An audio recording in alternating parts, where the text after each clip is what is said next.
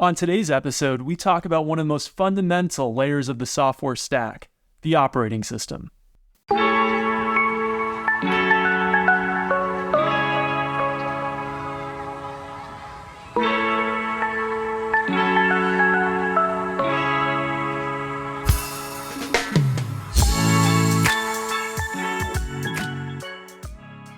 Welcome to Kopek Explains Software, the podcast where we make computing intelligible. Rebecca, what's our question this week? Our question is, what is an operating system? What is an operating system? Wow. Well, we started to talk about them a little bit in our episode last week, and in this episode, I hope we can go into a lot more detail. What did you find most interesting about operating systems last week? Well, what I find really cool is that they are a bridge or helping to communicate what the programs are doing, the software is doing, to the hardware, if I'm understanding correctly. So a lot of the programs and applications and software that's built is actually built on top of the operating system. Yeah, that's exactly right. And I think there's two really important roles about operating systems that everybody should know. Number one is, like you said, they're a bridge between apps and the hardware. So they're kind of the software-hardware interface. The other thing that everyone should know is that they provide services to apps. So these are things like networking, file system access, providing a user interface, things like drawing a window or outputting some text. When you say services, do you mean that that's like a shortcut? Yeah, that's one way of thinking about it. When a programmer writes an app, there's some things that they're going to need to do that other programmers writing other apps also need to do. So instead of everybody reinventing the wheel, what makes a lot of sense is let's provide that functionality built into the operating system. So that's what I mean when I say services. I mean common things that all programs are going to need to do that we want to just have a standardized way of providing so that every individual program doesn't need to reinvent the wheel. And there's all kinds of different services. So I mentioned earlier networking, file access, providing a user interface. But it can really be a large range. It can be everything from being able to interpret certain kinds of file formats to being able to communicate from one application to another. In fact, the number of services that the operating system provides has been expanding over time. Operating systems on early personal computers in the 1970s and 1980s would almost be unrecognizable from operating systems today. What are the operating systems that you're familiar with? Let's see. I would say Mac operating systems, mostly because every time you update them, they change their picture. And so you know which one you're running. I feel like they're the most clear to me when I've done something to update it.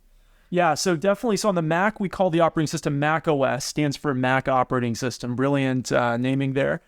There's also, of course, Windows. For computers. For personal computers. Yeah. And when I say personal computers, I mean desktops and laptops, because we can really think about our phones as personal computers too, or our tablets. So those would be iOS and Android. Right. The big mobile operating systems are iOS and Android. And then another really big operating system, but it's one we don't think about so much, is actually Linux, because Linux runs on most of the world's servers. The majority of the world's servers, which are the things that run our websites, exchange our email, and run all of our other internet services, are really important parts of our infrastructure, and most of them run an operating system called Linux, which is actually an open source operating system, something I hope we'll get to in a future episode. What is open source? But so there's actually quite a diversity of operating systems, and we can really categorize them into three different categories. We could talk about mobile operating systems, like you said, Android and iOS, desktop and laptop operating systems like Windows and Mac OS, and then server operating systems like Linux, and Windows is also used as a server operating system as well. And Linux kind of exists all over the world. We'll talk later, but actually Linux finds its way into mobile and desktop as well. Can I take a step back, though, as we're thinking about these different operating systems? They're doing the same standard services. Do they just approach them in different ways?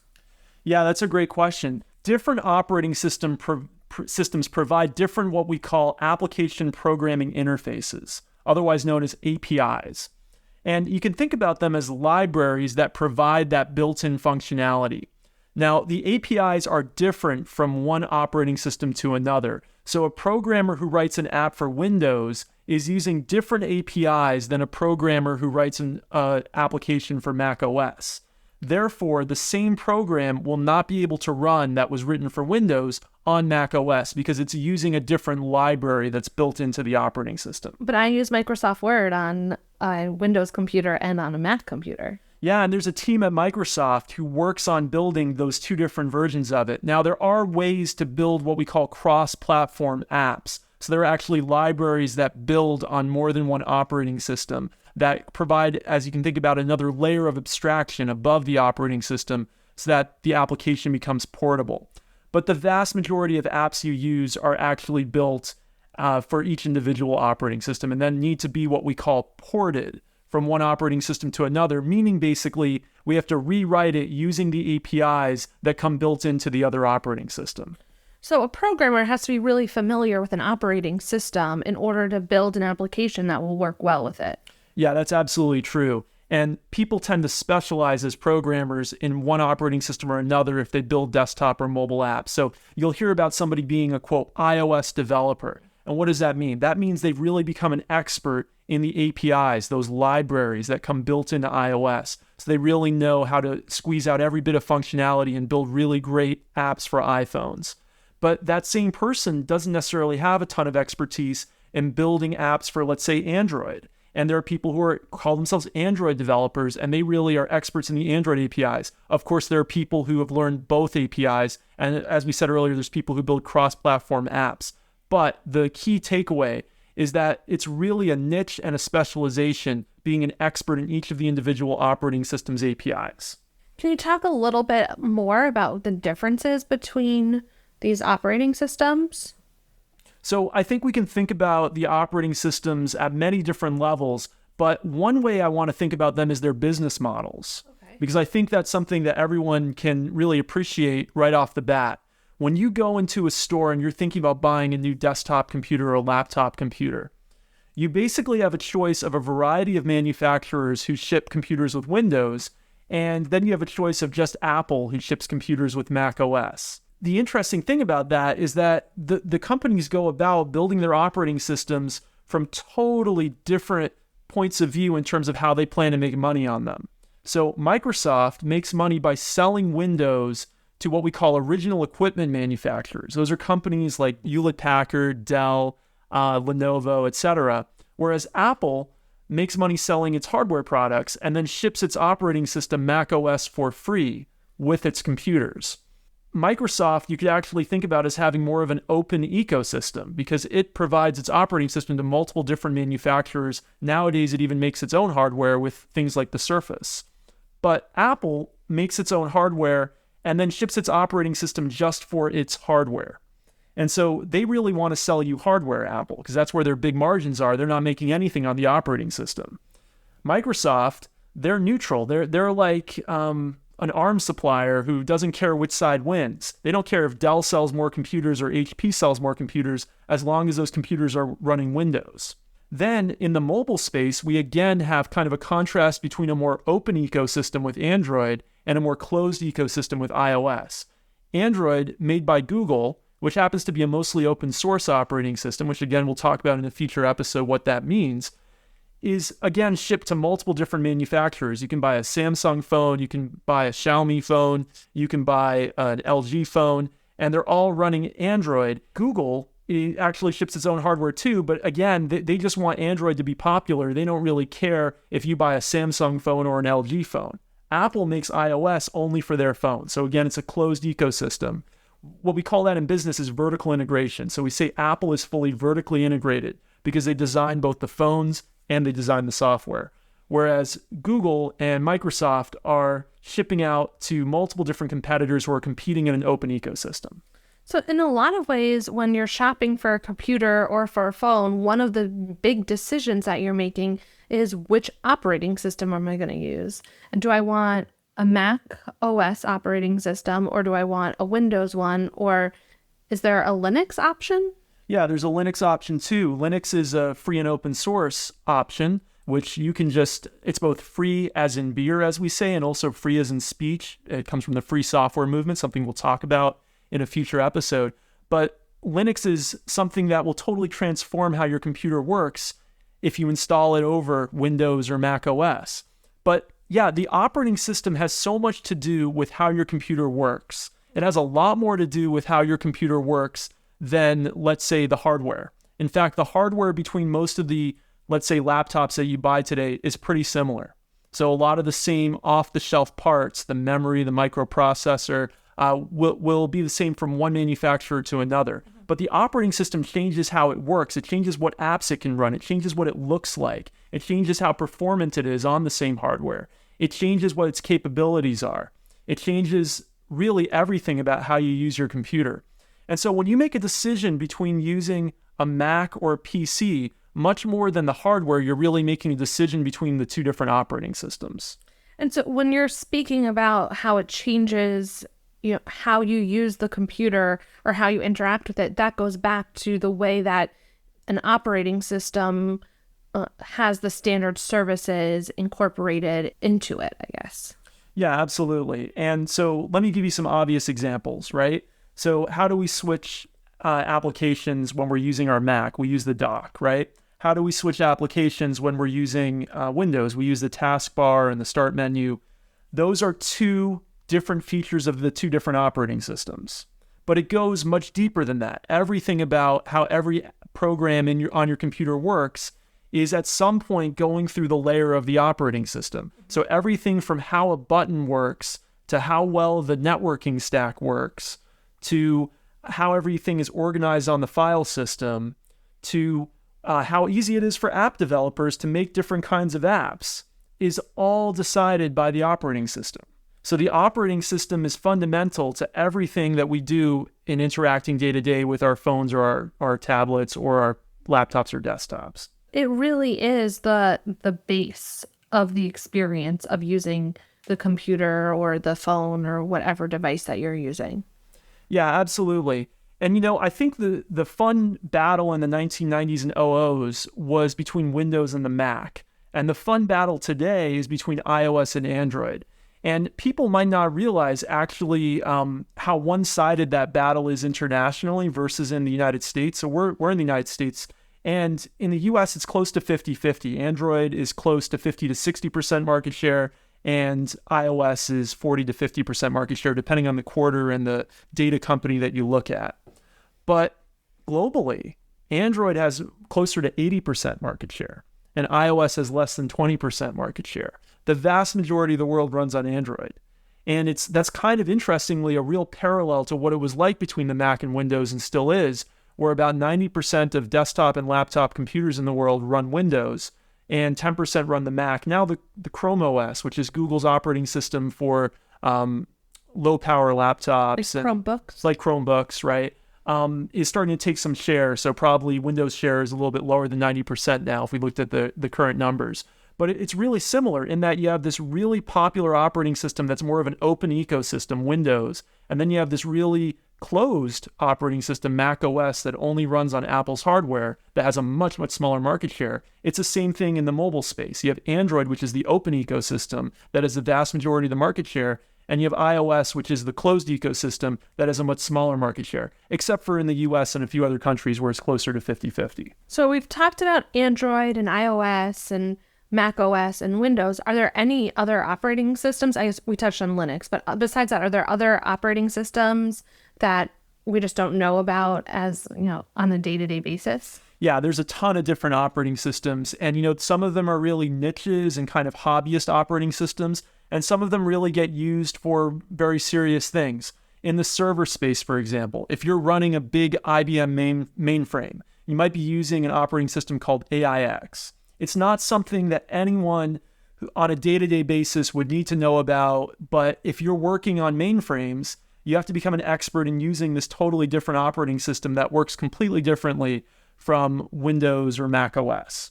In the embedded space, there are what we call real-time operating systems. They're operating systems that are in very usually resource-constrained environments that need to give instantaneous feedback and response based on something like a medical device. Maybe the operating system that runs in, let's say, a brain monitor is going to be radically different than the operating system that runs on your desktop computer.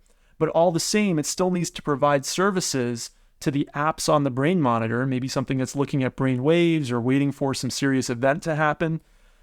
Some of the services will be somewhat similar. So things, again, like file system services or networking, you're still going to need that on most devices. So you still have those services, but then you might not have the same kind of services for building a graphical user interface or for allowing you to have inter-app communication.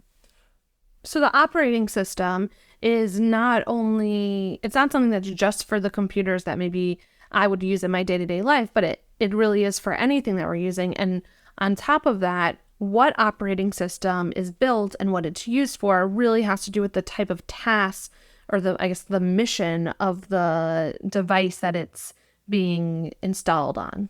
Yeah, that's absolutely true. So for example, Windows, popular on desktop and laptops, no longer is made even for mobile phones. So Microsoft stopped making their Windows mobile operating system a couple of years ago.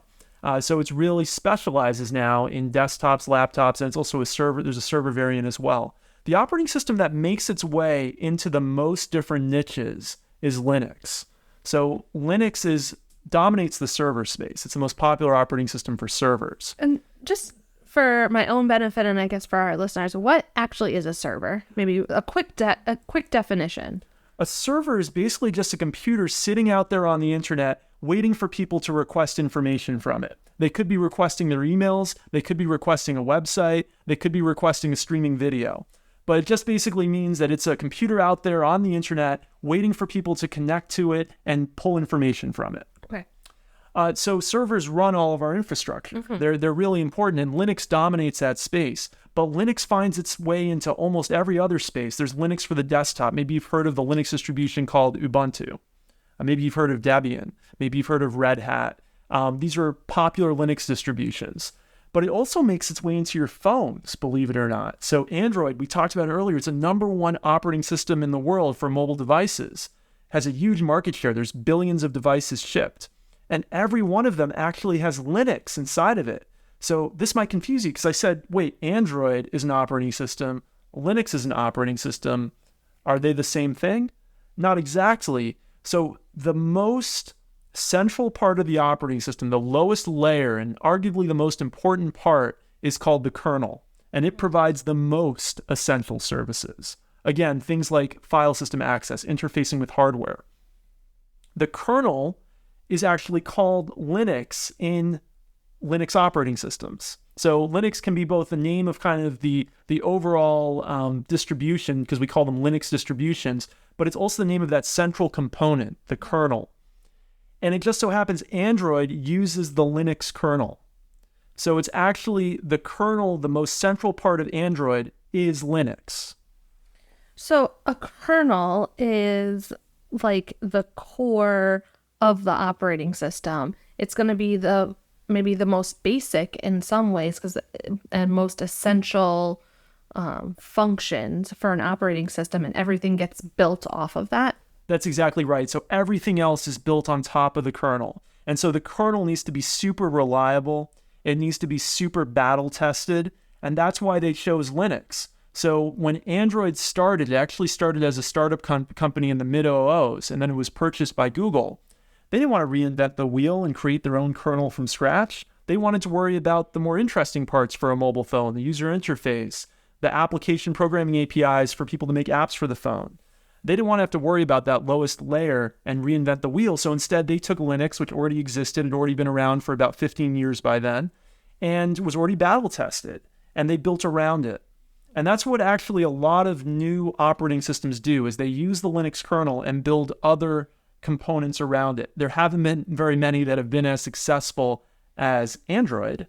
Android's a runaway huge success, maybe the most successful operating system of all time, arguably. But it makes a lot of sense to use an established kernel and build other components on top of it. Is Linux the only kernel out there? Are there other types? There's a lot of other kernels. So in Windows, we have what we call the NT kernel.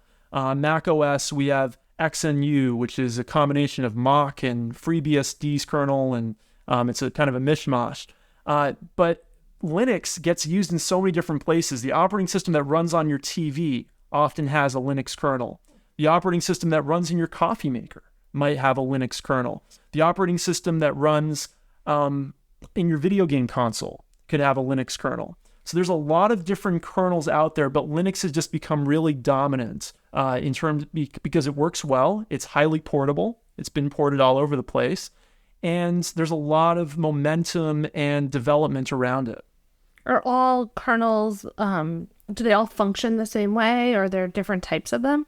There's two main different types of kernels. There's what are called monolithic kernels, which try to just kind of bundle everything together in the kernel as much as they can. And they get some performance advantages and some simplicity by doing that. And there's also what are called microkernels, where they try to keep the very center as slim as possible and then put some of the services outside the kernel so that if one of those services fails, the whole kernel doesn't get brought down. Mm-hmm. So there's these two different theories of kernels. And for a long time, the theory was that the microkernel was actually the future and that's where things were going to be going. But the reality is that Linux is actually a monolithic kernel. Mm-hmm. And so it's not actually clear that one or the other is actually going to win out. They both exist. There are versions of both out there being used for real applications. There are benefits to both sides. The microkernel philosophy is often seen as the more clean design, but the monolithic kernel has some practical advantages. And so I wouldn't want to say that one or the other is necessarily better. Do the operating systems have similar characteristics, or do they work equally? Yeah, there's going to be performance differences. So even when you have software that's portable, we talked earlier about portable frameworks that let you take an app and recompile it for different operating systems. There's going to be differences even on the same hardware about how well that app will perform because of the different operating systems. So it's going to depend on how great was the engineering or what trade-offs were made at the operating system level. So for example, I mentioned earlier networking stack. You could take the same web server, run it on Linux, run it on FreeBSD, run it on Windows, and you might see that it's able to handle a different number of requests per second depending on which operating system it's running on because of differences in the networking stack, because of differences in the kernel between the various operating systems. So it definitely does matter and it does make a difference. We do live in kind of a world where there's only a few operating systems that really matter, though. Mm-hmm. The reality is that the vast majority of the world runs on the ones we've already mentioned.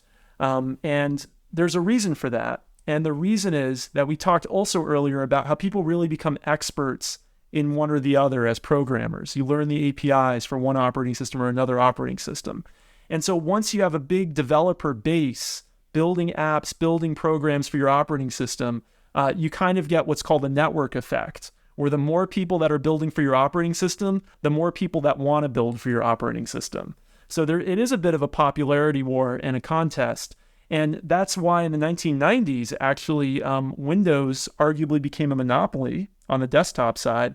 And Microsoft was sued for antitrust by the US government because Windows was just so dominant. And one interesting thing about that story is that Microsoft ended up investing in Apple, actually, in 1997, while Apple was almost going bankrupt and Steve Jobs had just come back to the company before he turned everything around. And probably one of their arguments there is they want to keep Apple alive so it looks like they're not quite a 100% monopoly. As long as the Mac's still around with 5 to 10% market share, they're not really quite a complete monopoly. So that was kind of an interesting and ironic point in tech history. But today there is antitrust concerns about not so much Windows anymore, because Windows and desktop computing is not where the future lies really, right? But in the mobile space, Android is such a dominant player around the world. As we said, they have 80 to 90% market share. And Google's business model worries people sometimes because I told you earlier that Android is a free and open source operating system. That means that Google's not really making a lot of money selling Android. What they make money on is the services. So the default search engine on most Android devices, Google. The default store on most Android devices, the Google Play Store, right? Google Music's going to come built into a lot of them. But every time you do a search on an Android device and it defaults to a Google search engine, you are making a little bit of money for Google through some search ads. And a lot of people are worried about how much tracking that entails, et cetera, et cetera. So the next big target, I think, for operating system antitrust might be Google. But, a lot of people also are upset at Apple because on the iOS side, the only way to get an app as a regular consumer on an iOS device is through the App Store. On the Android side, you can get an app two ways. You can get it through the Google Play Store or whatever. There's other stores too, like the Amazon store that comes with their Fire tablets. But then you can also do on Android what's called side loading, which means installing the app yourself over a USB cable or downloaded from the internet onto your device directly without going through the App Store. So some people, including some governments, are upset with Apple that there's no alternative to the App Store and that their rules for what's allowed on the App Store and what the rules are for making money on the App Store can kind of just change on their whim. So it seems like there might be an antitrust case there as well. So as we can see, when these operating systems become really big and really popular, there's concern that they become monopolistic. So the operating system really it's not just about using the computer and it being this really important and essential software piece, but it is directly tied to the economics and the business side of this industry. Absolutely. The business model is really a huge part of why an operating system becomes successful, does not become successful, and how it kind of affects the ecosystem of computing. So how should a consumer go about choosing the operating system that they want to have or to be using? Well, I think there's a lot of inertia, and I think a lot of us stay with the thing that we're the most comfortable with.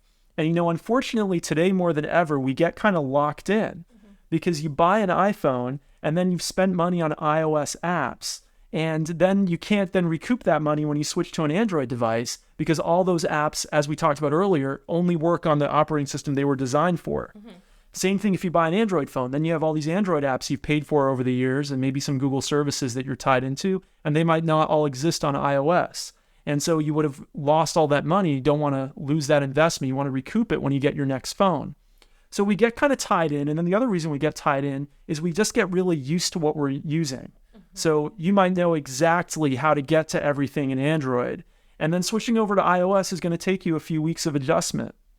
So for inertia reasons and for our previous investment reasons, a lot of us get tied in. But the number one decision you're really making when you buy a new computing device, whether that be when you're deciding between Windows or Mac, or when you're deciding between Samsung or Apple, is really the operating system. Which operating system would you rather be tied to? Windows, Mac OS, Android, iOS. And that's, I think, an important thing to consider when you're in being an informed consumer so that you can make some intentional decisions and know what you're actually purchasing. Yeah, absolutely. And I think, there's all these technical things we talked about earlier. To the average consumer, you really don't care about these things. You just want apps that work. And you just want something that your phone or your computer to work well. And I think all of them work well today. Windows, Mac OS, iOS, Android, even desktop Linux, they all work perfectly well for most consumers, or Chrome OS for that matter. And so it does come down to a lot more, what's your investment been in the past? Are the apps that you're interested in available to you there? And then it becomes more of a fashion choice in the end, or an investment choice or inertia choice, than it is really a technical choice. For a programmer, though, it isn't that. When you dive into iOS or to Android or to Mac OS or to Windows, that is almost in some ways like a bigger decision, because this is going to be your career or maybe something you're really passionate about. And the way that you do the work for those different operating systems is going to be different. Great point. You're tying yourself to that company's fortune. So when you become an iOS developer and you've spent months, years of your life training to be an expert in Apple's APIs, you now are tied to the decisions that Apple makes in the future. So because your app is going to need to keep running with new versions of their operating system, so you're tied to their technical decisions, but you're also tied to their business decisions. If you're not comfortable with the way they run the App Store, you find something unethical or immoral about it, well, that's the only game in town on iOS. So as a programmer or as a developer, you're really making a much bigger decision than a consumer is when you're picking the operating system that you want to develop for. Well, thanks so much for listening to us. Don't forget to hit subscribe, and don't forget to also like us on your podcast player of choice. We'll see you next week. Bye, everybody.